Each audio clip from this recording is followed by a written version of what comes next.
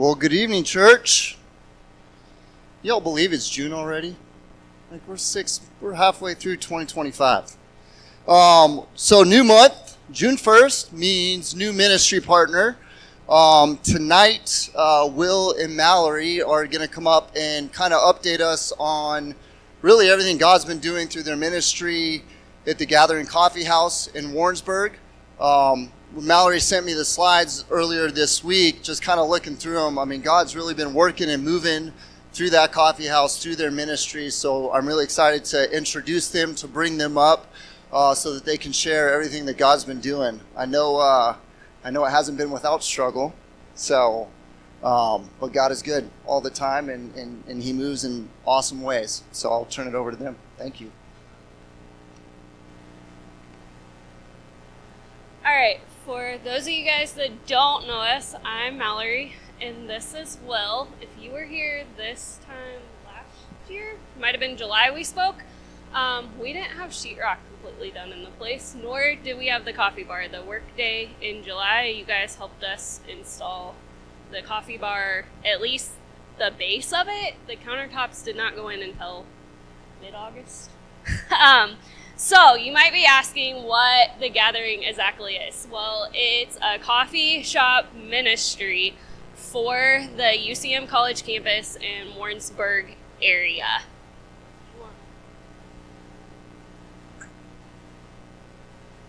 There should be a video, I think.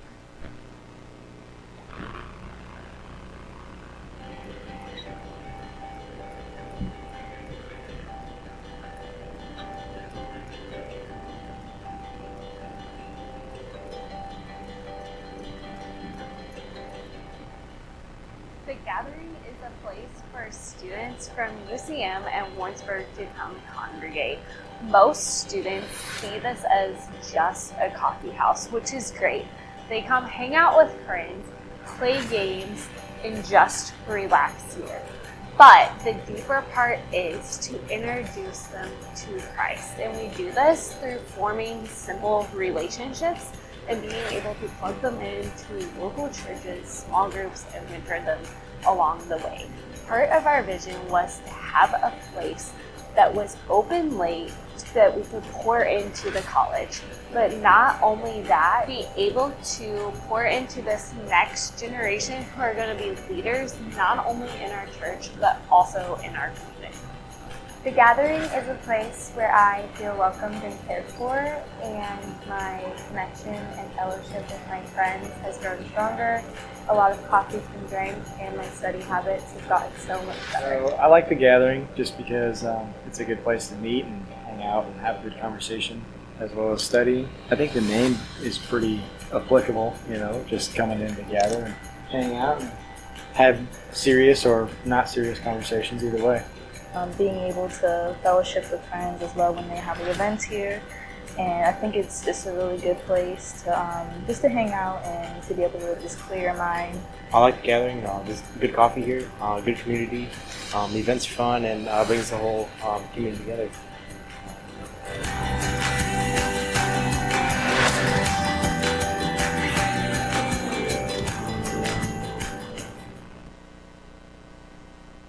Alright, so the Gathering is its own standalone ministry. We aren't attached to UCM or any other one church or denomination, for the point that we wanted it to be an open door for everybody, where any religion come and everyone could feel welcome. So, a little bit of a backstory, because it might shock you guys how we even got to this point, was I'm a former special education teacher that went into the health and wellness world.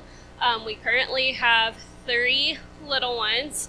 Wyatt's our youngest at 2. Bella will be 6 next week. And William is 8 years old. So our hands were definitely full when going to start this. But back when I went to UCM, something was missing. I started my college journey at Missouri State as a student athlete, and there we had a place called Potter's House. It was the coffee shop that was open late, had an older couple that loved to pour into the college campus. and still to this day, we keep in contact and talk to one of the owners, Berna, all the time. It was something that drastically formed our relationship and our marriage.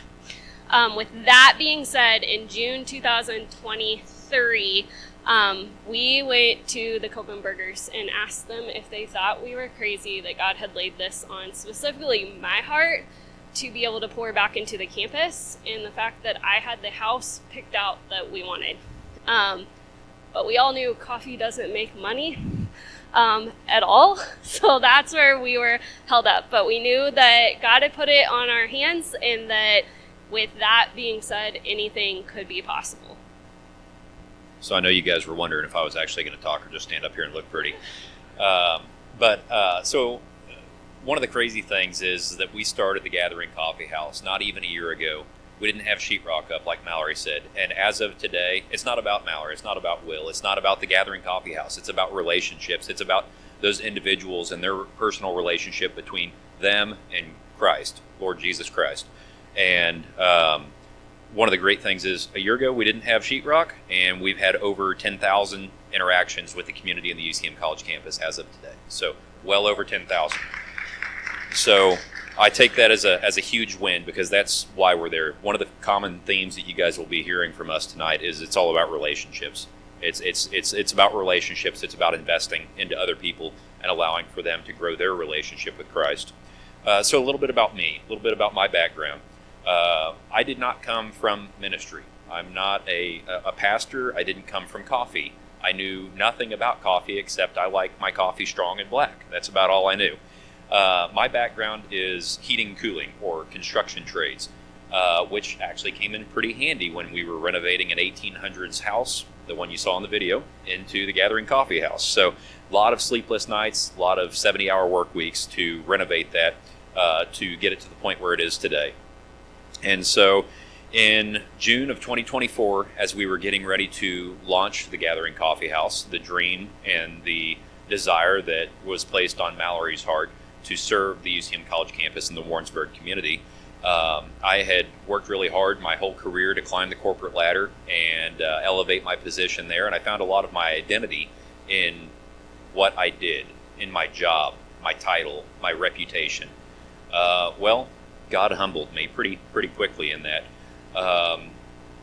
Over time, in the month of June, about a year ago, God started revealing through multiple ways, and I'd love to talk to you more about it over dinner this evening. But God started revealing to me that I was almost self-idolizing of the position that I had gained over time with the respect and so on and so forth. And so God called me away from that job and to start my own business and to help support the Gathering Coffee House more. And so that's been a fun journey over the last year with 3 little ones and the Gathering Coffee House and my small business. So that's kind of a little bit about me and my background and how we came to be in the position that we are with the Gathering Coffee House. So why are we here? As I said earlier, we serve the UCM College campus as our primary focus. And then within that, we focus on the international students, or the foreign exchange students. So as you guys saw in the video, there's a world map on the wall, and everybody who comes in has the opportunity to take a pin and place on that world map to indicate where they're from. And that's awesome, because here in a little while we're going to talk a little bit about Scripture and what God calls us to do, and it's to make disciples and to reach the ends of the earth. And so we feel like we're doing that right here in our local community through the Gathering Coffee House. So the Gathering Coffee House currently has about 13,000 students, 2,800 international students from 56 different countries. And that number has grown over 1,000 from last year. And so next we're going to show a little bit of, next slide. Coffee is the low-hanging fruit of the college students. It's not about the coffee. It's about those relationships. It's about Christ. It's about formulating that relationship and loving people. And it just so happens that coffee is the avenue to do that, because college students love caffeine and sugar. So. All right, so part of why we are there is simply because that was where God called us. It definitely was not something either of us thought we would be doing. I went to school for 6 years and have my master's in SPED. So I never thought, number one, I'd be doing ministry, and number two, I'd be helping run a small ministry like business and doing coffee, because knew nothing about all three. So with that being said, Matthew 28:18 through 20 is a key verse we really cling to. And that says, "Then Jesus came to them and said, 'All authorities in heaven and earth has been given to me. Therefore, go and make disciples of all nations, baptizing them in the name of the Father, the Son, and the Holy Spirit, and teaching them to obey everything I have commanded you. And surely I am with you always to the very ends of the age.'" So, although coffee is our low-hanging fruit to get students in, every college student that leaves our shop has made a connection with us. Our staff is all believers that we very much so pour into day in and day out. But our cups that leave the shop, because most students are running through between classes, we do get the loveliness of seeing some hang out all day long on their off days, but they leave with a Bible verse on their cup.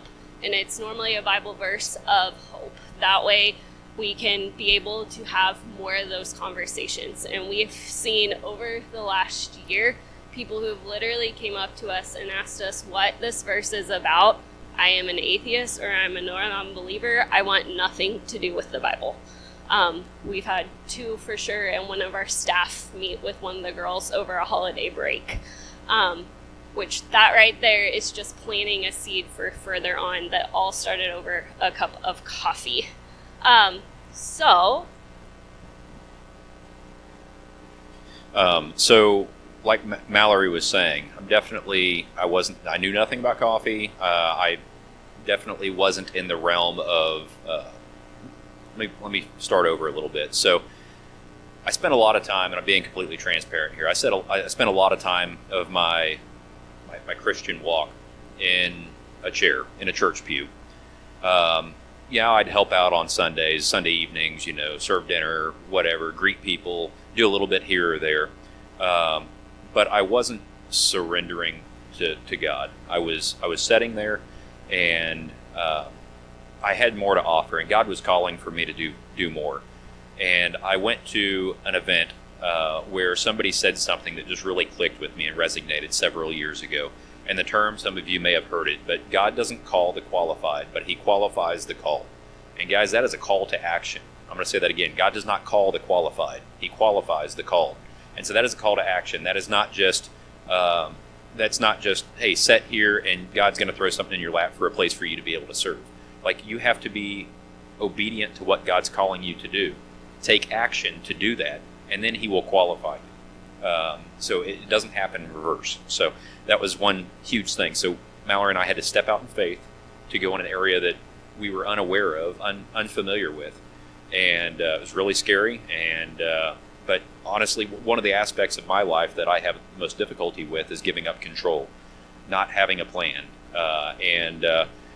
When you just put total trust and control in Christ and allow for Him to lead you, it's really freeing, and it's been an incredible opportunity over the last year, and I've grown so much in my faith. So in Acts 1:8 it says, "But you will receive the power when the Holy Spirit comes on you, and you will be my witnesses in Jerusalem and all of Judea and Samaria and to the ends of the earth." So this passage is talking about that you are given the power through the Holy Spirit, that God will equip you and give you what you need. And we've seen that through many different things, from giving us the specific staff of character traits that we've prayed for, definitely giving us financial help in our monthly donors, because like I said, when you look at coffee, it doesn't necessarily make money, and our bank account for the shop has not made sense this year at all. And He's given us who we've needed, even from our intern that we had last semester, that I don't even think we could have asked for if we put out that specific title for somebody. So ways that we build relationships and what we do. We simply do this through genuine connections. So it's knowing the person's coffee order that has walked through more than once. Probably by the second time they come through, we're likely going to know what they want. Being able to just spark a conversation by what did they do last night. If they're sitting in their dorm room, we likely have an event to invite them to at the shop that night. It's just being real and caring for the students that walk through the door. So with that, in John 15:12-13, it says, "My command is this, love each other as I love you. Greater love has no one than this, to lay down one's life for one's friend." So we truly just love on the students that come through the door, and honestly, like they're our kids. We have several that come out to our house during the week. We've had students that are driving back from the airport that stop at night for dinner after they're already hour into their drive. To students that watch our kids because they're pretty much family, and then others that are 18 hours away right now that we're checking in on. So it's important for us to realize that we have to meet people where they're at. Some are going to be believers, some are going to be non-believers, some are going to be mature in their walk, and some are not going to be mature in their walk. And it's very important for us to just meet these people where they're at, whether it be a college student or an adult. For example, we had an event where we had a lot of surplus food the other night, and there's a frat house down the street, and they had music blaring, and they're having a really good time, it seemed like. And so I just went down there, and I was like, "Hey, my name's Will. My wife Mallory is down at the coffee shop. We're a Christian coffee shop. I brought you a big platter full of pulled pork." And man, they were really, really excited about that. So I kind of crashed a frat party a little bit, but they were appreciative for the food. So that might be meeting people where they're at, and bringing awareness to, hey, here's some food. We're just down the street. But our primary focus is to provide an alternative nightlife to the Pine Street bars. You guys know that Pine Street is just full of bars. And so we're strategically placed between the UCM College campus and the dorms and the Pine Street bars. So people that are walking almost have to walk right past the coffee shop. And so that's really neat as far as strategic placement. Thursday evenings are our activity nights, and we can do karaoke or open mic night. We can do trivia night. And then, we do seasonal things as well, like you saw in the video, pumpkin carving. People are there carving pumpkins, painting pumpkins alongside our children. And we also organized a pickleball night recently. Everybody had a blast with that. For pickleball night, we were actually able to take, 5 or 6 different college campus ministries and bring them all together, disregarding of a denomination. It was just kind of a common ground for everybody to meet up, and it was awesome. There was, there was dozens and dozens of students, and it was a lot of fun. Everybody had a good time. And so Friday nights is actually our worship night. And so we started out with worship nights being one night per month, or one Friday evening per month. And then towards the end of the semester, this past year, we ended up having worship nights every single Friday night. And I can't say that they were always completely packed, but one thing that Nicole Kramer told me that has really stuck with me is if it's only for the one, if only for the one. And so she said that to me, probably 6-8 months ago, and I keep thinking about that build quality relationships. The numbers and the quantity don't matter as much as the quality of relationship. And so spend the time, if only for the one. Apparently I'm still talking, sorry. Friendsgiving, that was another one. So with holidays and UCM being a commuter college, we take for granted, well, I'm just going to go home for the weekend. I'm only 3 hours from home or 30 minutes from home or whatever. And yeah, I stay in the dorm room here, but I can just drive home for the weekend, spend time with the family, and then come back to school. Well, since we have an emphasis on the international students, that's sometimes an oversight. These international students crave relationships and oftentimes get overlooked in the event of Thanksgiving and Christmas and birthdays and holidays and New Year's and all these different things, because obviously it's not as simple for them to just drive back home and see their family. And so their families still celebrate these holidays, and they feel like they're missing out. So let's give them a place to belong. Let's give them a place to be. And so this past Thanksgiving, we were able to host Friendsgiving. And we packed out the upstairs room, and there were student athletes, foreign exchange students, and they didn't have the opportunity to go home for break. And so we gave a place for them to go, and it was really, really great. So these are times that students have an opportunity to connect and feel like they have a place that belongs, people that genuinely love them and care about them, because we do. All right, so what's up next for the gathering? So for 2025, we have two major things in the works that we're going to share a little bit about.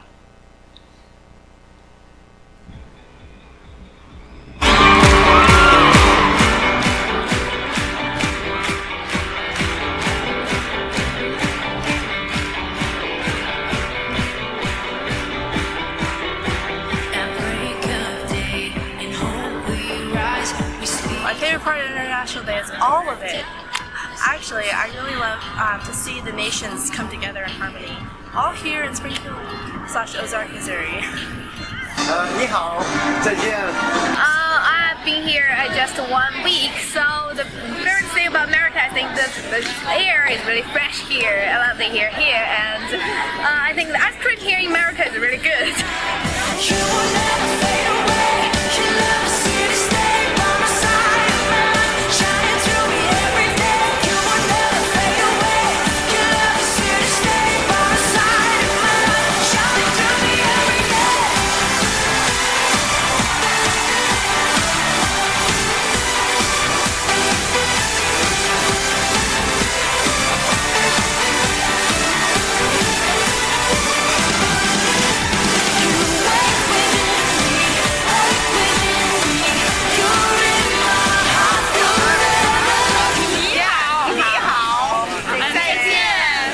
From Ghana, West Africa. I like the American people. I like American people are very open. They like making friends. I like America. The environment is cool, very organized. Things are really organized here. It's cool. I like it. Okay, hi everybody. My name is Samad. As you can see, I am from Kyrgyzstan. I wonder if you know. It's situated in Central Asia. I am here in Missouri State University. I am studying in Missouri State University, and now we are in Springfield. It's gonna be a really cool year here. So, go Bears! Woo!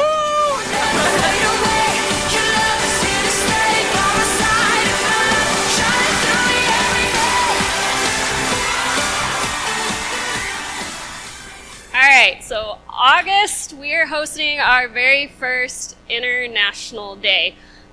That is actually from 2014, so welcome to the old video. This is something we got to be a part of at MSU. So it's been going on for this year will be the 20th year that MSU and Drury will have theirs, and we have been trained and partnered by somebody who was very much so a mentor to us when we were in the Springfield area, and has been praying for years that this could multiply to other campuses. So when we started connecting with him, because he does campus ministry and young adult ministry so well, it was very evident this is something that UCM needed. Our international office here does not do a welcome event for international students. They host a luncheon during class time 3, 4, 5 weeks into school whenever they can get the ballroom. So this will actually be taking place during International Students Orientation. So for you guys who are around the Warrensburg area, you'll notice about a week before UCM is back in session, our whole dynamic changes in Warrensburg. That is because the international students come starting 10 to 12 days before classes even start. So this will be the first thing of us rolling out the red carpet and truly loving them like Jesus did. Now, we're not able to share a message or Christ during this event due to our agreement with the campus. It is the same for MSU and Drury, so this is across the board. But what we are able to do is forefront it with who we want to be there.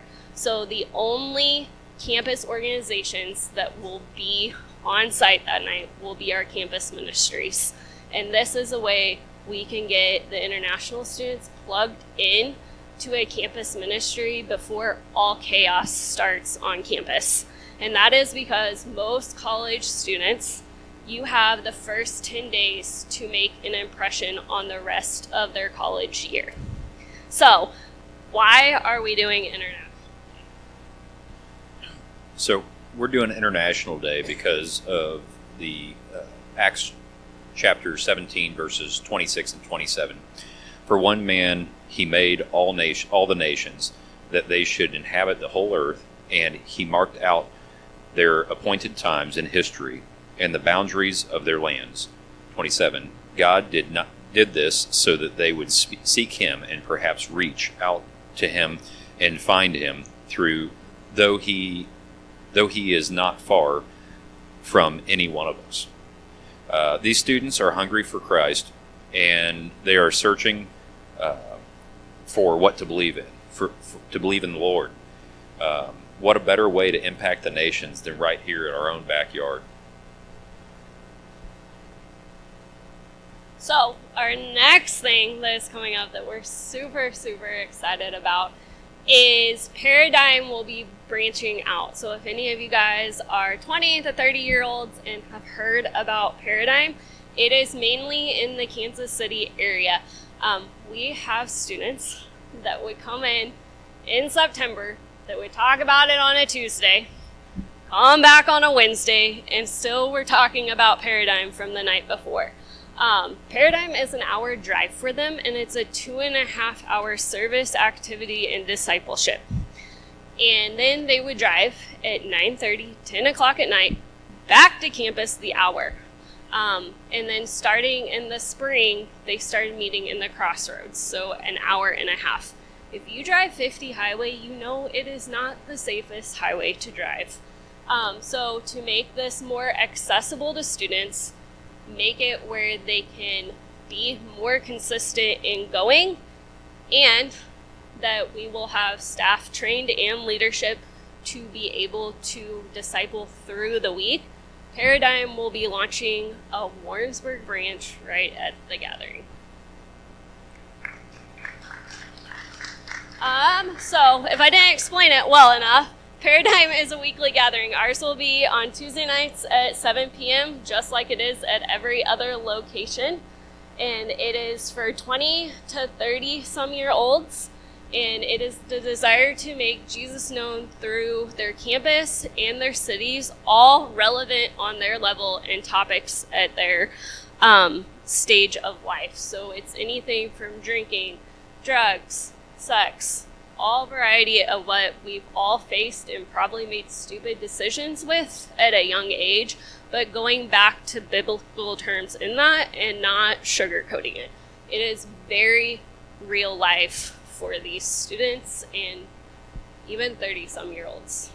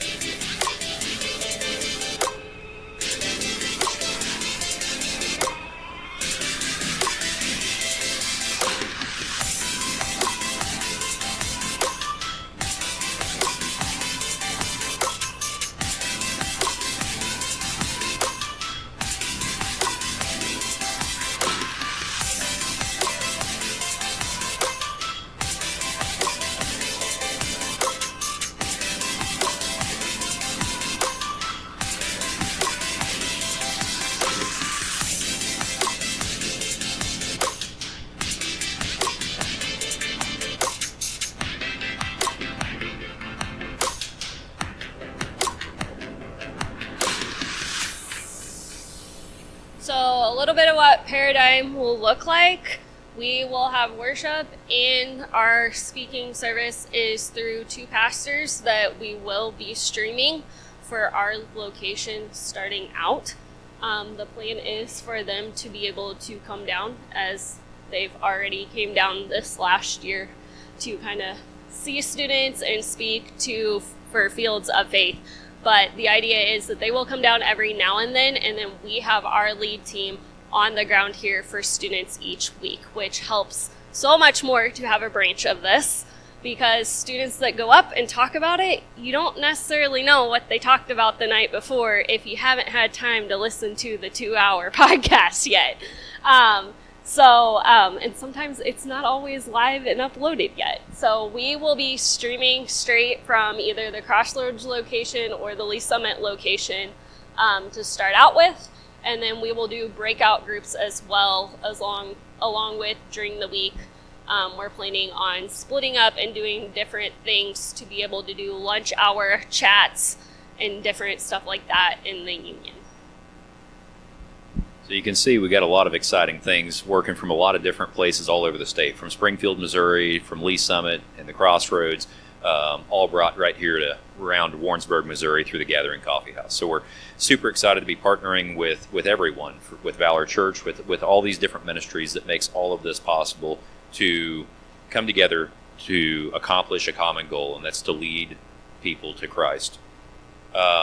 So another quick story about the Gathering Coffee House is Mallory and I, we really wanted a place that our children could serve alongside us, a place that our children could see ministry in progress, ministry working. And I can say over the last 8 months, that's just looked incredible. From regulars that come into the shop running around the house with our screaming kids to just really engaging and playing hacky sack late at night. And it's been really incredible. One of the things that we asked for is that this be a home away from a home for students, that they feel comfortable and relaxed, that they can be themselves. They don't have to have a guard up. Well, I can tell you the first night that we opened, there was a young athlete, a young student that had his shoes off, was laying on the couch with a blanket over him, asleep. And so I was like, well, this is what we asked for. And so that's what we're trying to create, is somewhere where people can be themselves. And you can see here in the photos just our kids along for the ride, and to see these kids, I call them kids, I'm not that old, okay? But to see these young men and these young women just loving on our family, there is not a more satisfying feeling in the world than investing in people and then seeing that pay dividends and see students worship Christ in a place that you've had blood and sweat and tears over, of building and pouring into, and then students leading students for the common goal. So as you build those relationships, it's hard to see those people go. And I know Valor Church is probably better at that than most with PCS and military. That's been very difficult for us, is we invest in these students and then they graduate. We invest in the staff and then they graduate. And it's so difficult. And we had to go through that our first time this past May, is that we love these people so dearly, but we have to remember that, what we're doing is biblical. We're investing in relationships, and we're helping to disciple people, and then they're going to the ends of the earth. And so that's something on Mallory and I's heart that we've had to work through this past year.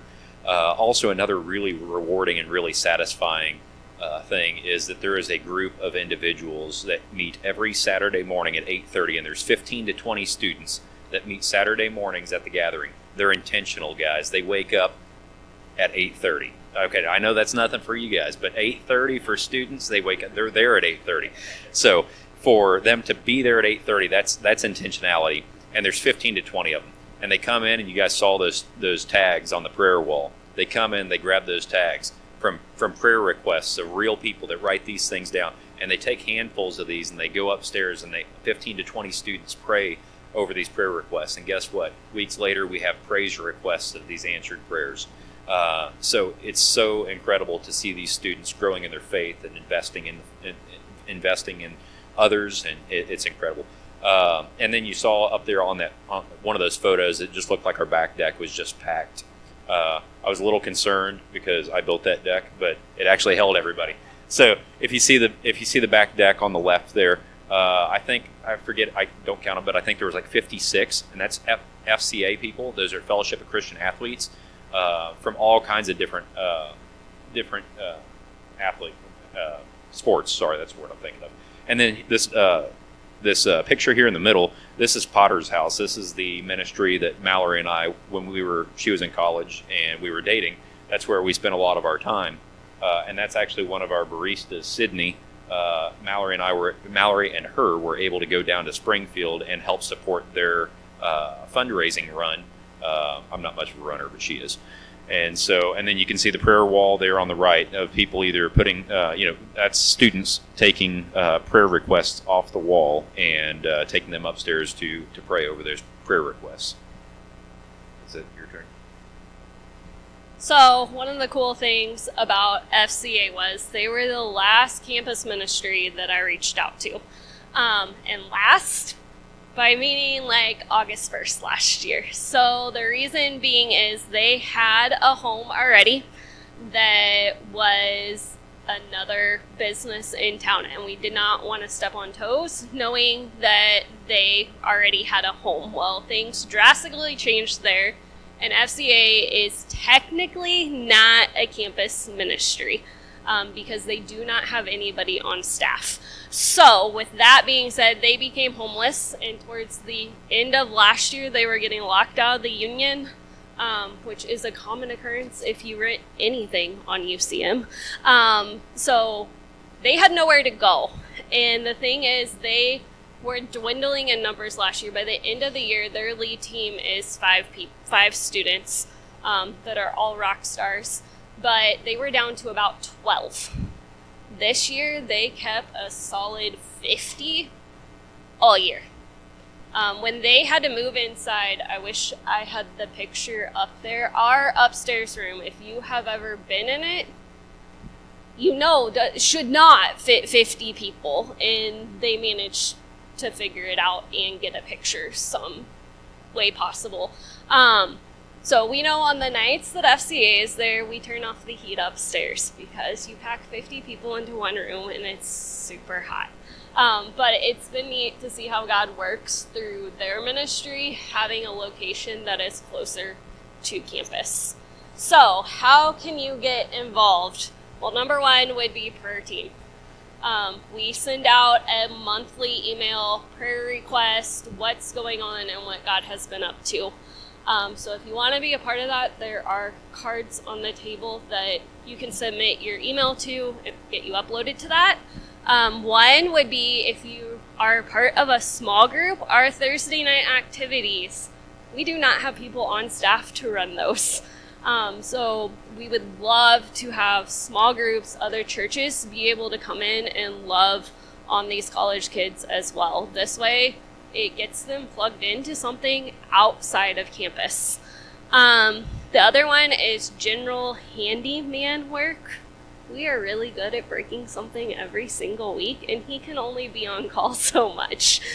So we're always looking for somebody that can either come help at night or whenever. We have door codes that you can let yourself in. Anything from a broken bathroom door that won't latch to our ice maker that loves to freeze up. All the above, anything you can think of. Monthly donor is another way to give. So our activity nights, like our pumpkin carving, all the supplies we get, they bring the pumpkins. Trivia night was getting the supplies to be able to give the chips out, different things like that. Even end of the semester activities, we do pancake night.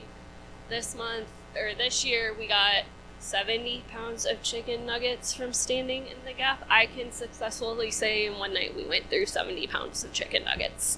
And 28 boxes of mac and cheese, I think.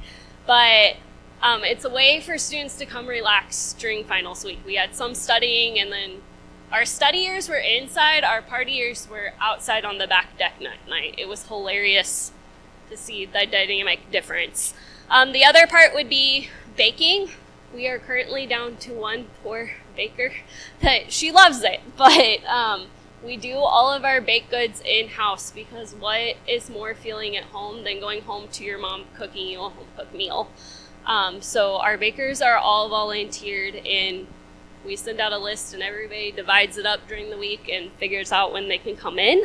Our other spot would be, which is a really cool place I feel like to be involved, is our bar volunteer. So that is the coffee bar. That is one of the best ways to interact with students, because you get to talk to everybody that comes through and interact with them. So those are a few of our ways. If you think of other ways, we're open book because stuff is obviously constantly changing with our dynamic changing every semester. Yeah, so like Mallory just said, if you feel called in a certain place, if you can see that we're open to change and listening to the students at the campus with our implementation of the International Day and Paradigm and different things like that, is we're here to serve. And so once again, I want to reiterate that God does not call the qualified. God qualifies the called.